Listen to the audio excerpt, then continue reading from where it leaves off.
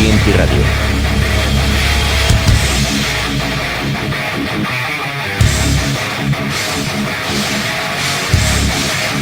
Tu radio en internet.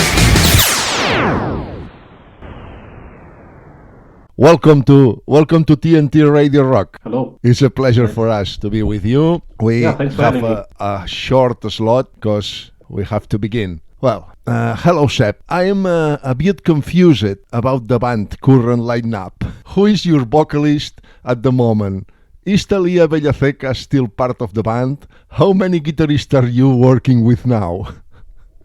Yeah, well, if I knew. No. It's basically, the story goes like this.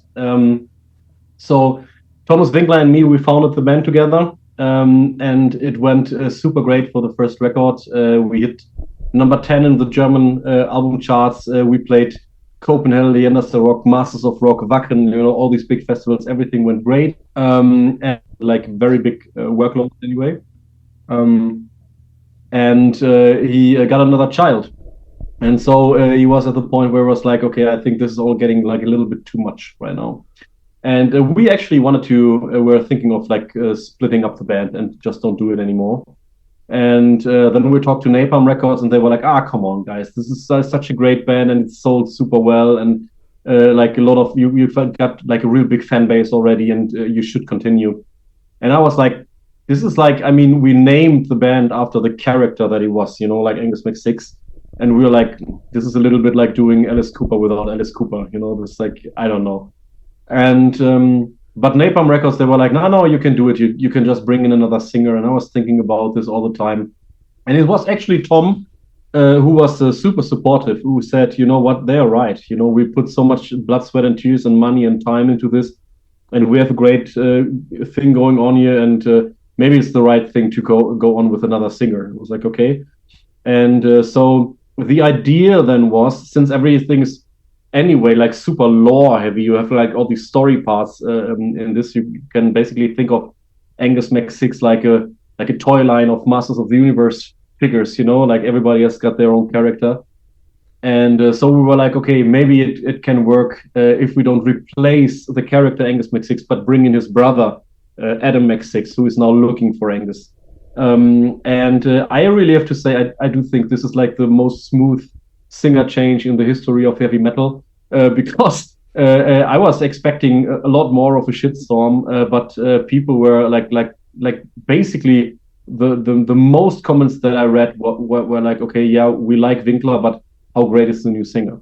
And this is like, some people were, of course, yeah, okay, we'll miss him, but everybody was like, the new singer is phenomenal, which I know he was because I picked him. But no, so that is the situation right now. So Sam Nyman is the new singer, Adam McSix for Angus McSix. And we have got a new drummer, that is Garrett Lum. He was previously doing Xandria. He's playing the org. We got a new guitar player as well. This is Yassi Papst, who's mostly known for being a guitar influencer on YouTube, actually. And Talia is still part of the band, though she's busy touring with Primal Fear at the moment as well. But like I said before, the idea, actually the concept for the band from the very beginning actually was to do it like this, to have like a lot of like figures like in the Masters of the Universe, and have I mean, there's the hardcore of the band that will not change, and obviously Sam is the singer now. But there might just as well be like a female singer introduced to the project, like a little bit more like an opera or something of that sort, if that makes any sense. And so you'll never really know what you get on stage until you stand in front of the stage. Well, the album continues the band adventures in your imagined parallel universe.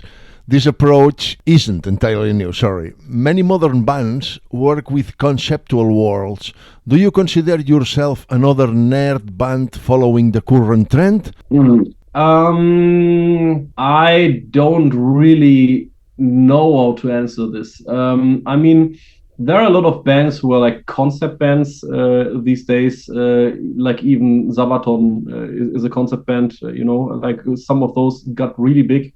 Sabaton, Ghost, Powerwolf, Windrose got insanely big, and everybody has got their concept and the fantasy storyline and stuff like this.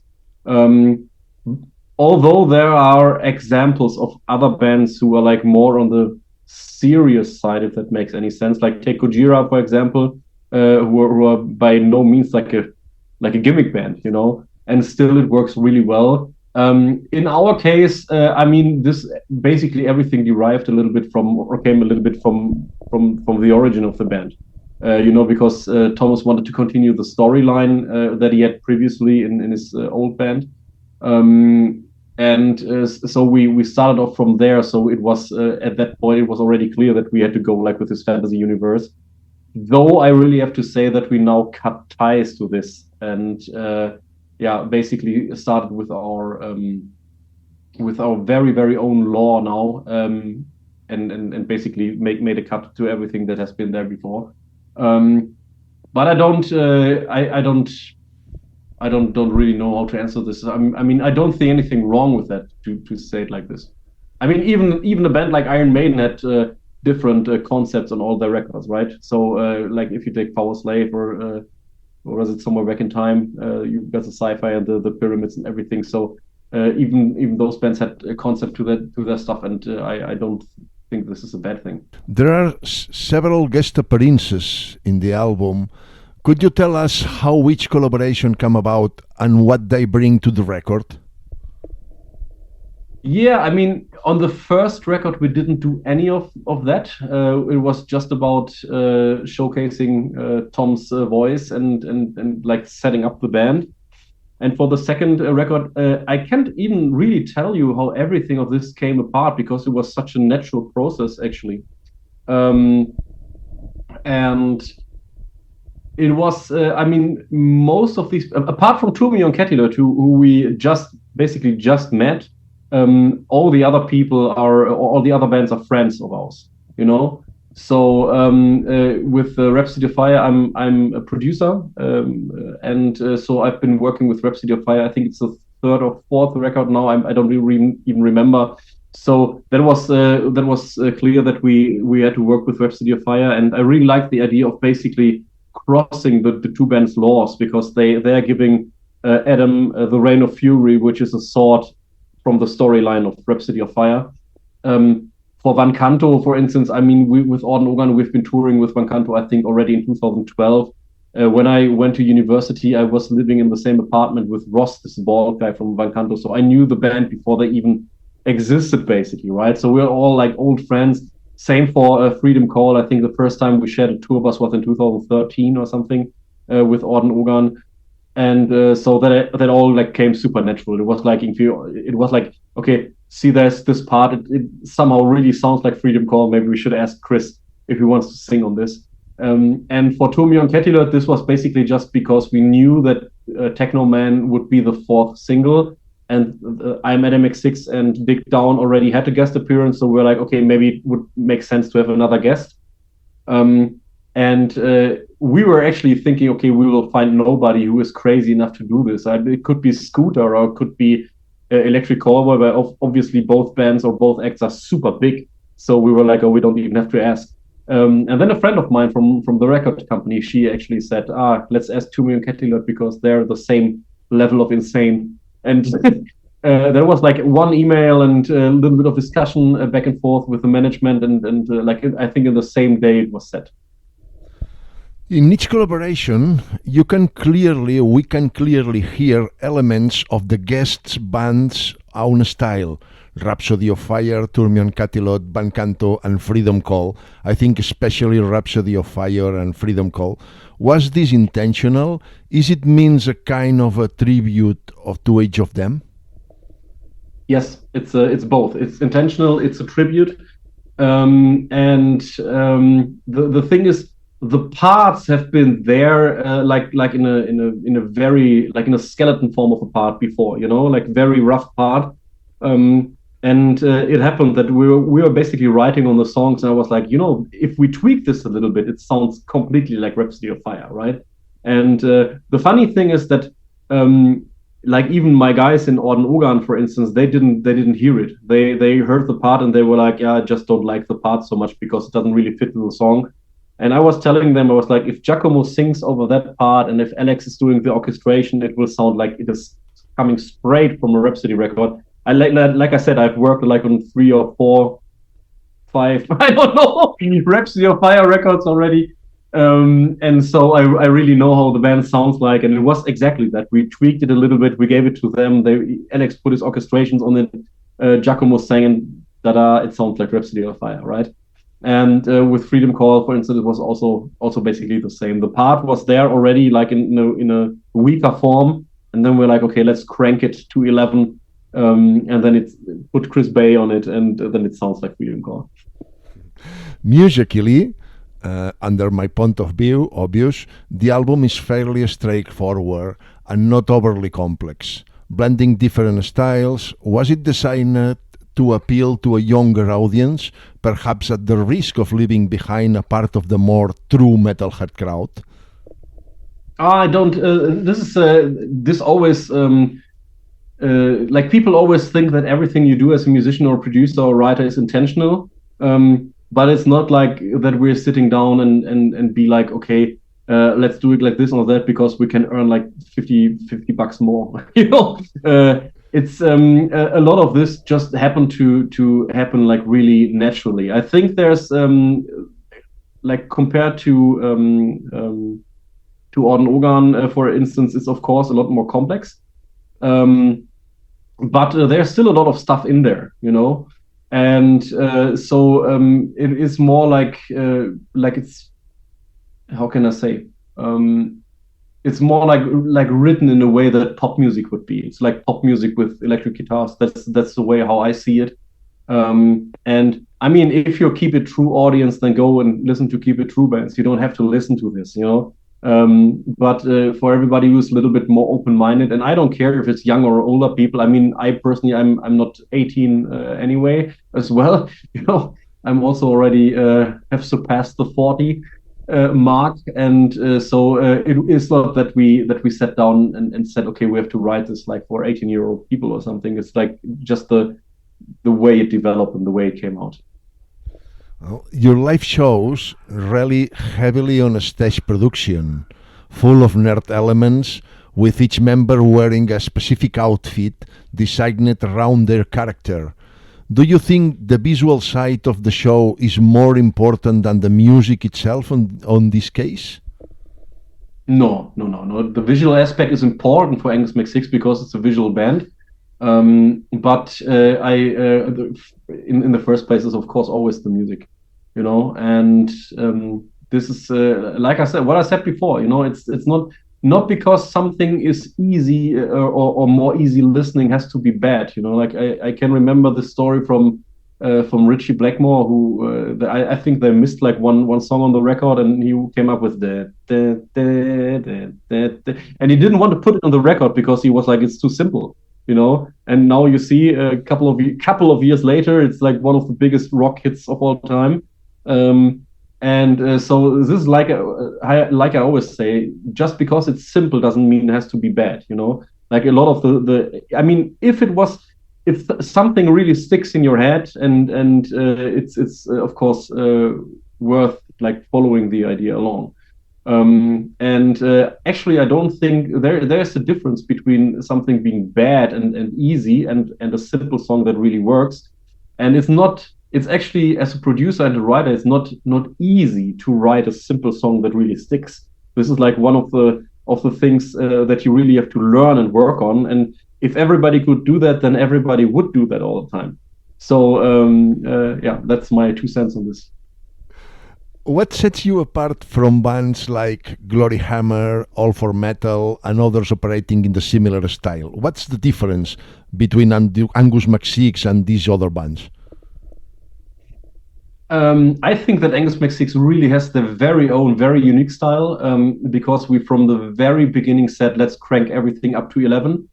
I think it also comes a little bit from the way this band developed, because the initial idea in the beginning was we wanted to when Thomas and me started, we wanted to have a band that sounds like 80s pop music with metal guitars.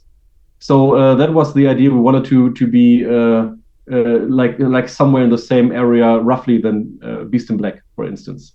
And then we started working on this, and then we figured, okay, we will never ever sound like this, because he's the way he sings is a lot more power metal. So that is like something completely different already. Then we were talking about bringing in electronic elements, and at a certain point, I actually wanted to fuck with him and be like, okay, let me push this to 20, and like send him a song with like a hardstyle techno beat in it, and sounded like Scooter. And he was like, oh, I love this, man. And it ended up on the record as Ride to Hell, and I was like, oh man, now we have power metal mixed with techno. And then to round everything off, in the end, we had like this friend of Thomas who was very, very good with orchestrations. So we have like techno beats with a Rammstein riff with power metal vocals, and then you have like orchestrations on top, which all on paper technically should not work, but somehow in Angus McSix it all works. And I think this is the biggest thing. I think the music itself sets us apart completely from the rest of the genre. I personally don't know any other band who would sound like this. Maybe in parts, 2 Million Catilet, but 2 Million Catilet are a little bit more on the dark wave, kind of gothic, whatever side of things, I think, yeah. We're more on the pop and power metal side, yeah. The musical style of Angus McSix is noticeably different from that of your main band, Orden Ogan. What motivated you to join this project? Oh, I didn't join it, I founded it, so it was my idea. Yeah, sorry. No, it's fine. No, I think I explained this before. It was just the opportunity at that moment, because Thomas was out of Gloryhammer, and I was like, okay, this would be a waste to not do it, to not do something. And I value myself, or I see myself in first place as a producer, writer. I've been working with a lot of bands in the studio, but I find the most joy in creating my own stuff. And so I was like, okay, this is a good chance, and let's do it. And interestingly enough, I thought in the beginning as well, okay, maybe I will have a good idea for a chorus, and then I don't know if I should take it for Orden Ogan or for Angus McSix. But this question doesn't even arise anymore, because like both bands have they're both melodic metal, but are so far apart, with Orden Ogan having this dark, melancholic tone to it, and Angus McSix being the crazy, more pop band. So that this is not a problem at all. So it's like both bands have their very own identity, and when I write something, I very well know like straight away for which band I write this. Yeah. Speaking of Orden Ogan, you recently announced a short tour in Spain for January 2027. I think it was today. Does this mean you'll be releasing a new album soon? Yeah, the new Orden Ogan record, Lords of the Grave, will be out on January 8th in 2027, along with a complete European tour. And there are like 2 or 3 shows. Yes, 3 shows in Spain. Barcelona, Madrid, and Bilbao, I think. Yes. And so there's a new record, there's a tour. We bring Enziferum with us on the road, which I think it's a phenomenal package, because I think it's really great that you get like the folk pagan side and the power metal side, but still both bands are close enough so that it will work for the audience. And I keep saying that Enziferum is basically the harder, faster, melodic version of Orden Ogan with screams. So it's like I'm really looking forward to this. I think it's a very, very nice package for the fans. Yeah. I assume your future plans for Orden Ogan, your immediate plans are the edition of the record and then the tour, the European tour. Do you plan a tour for America or for Australia, for example? We're constantly in discussions with these things. When it comes to America, touring America is insanely expensive. That really makes sense if you're in a very, very good package and you really want to do it and really crack the market. So you have to go over there like very often. So like at least 2 times a year to make that happen. and it is like a mixture between like we're all people, we love what we do, but we also we're all family men, you know. So we don't want to be away from home like for 350 days a year or something, you know. So it's like we're always very careful about how we pick which tour. I don't say that we're not going to tour the US, but the opportunity has to be the right one. We're actually in talks right now of doing this. Same for Australia. And but next year, the first thing that will happen is the European tour, and then the summer festivals, of course. Well, the audiences for Orden Ogan and Angus McSix are quite different.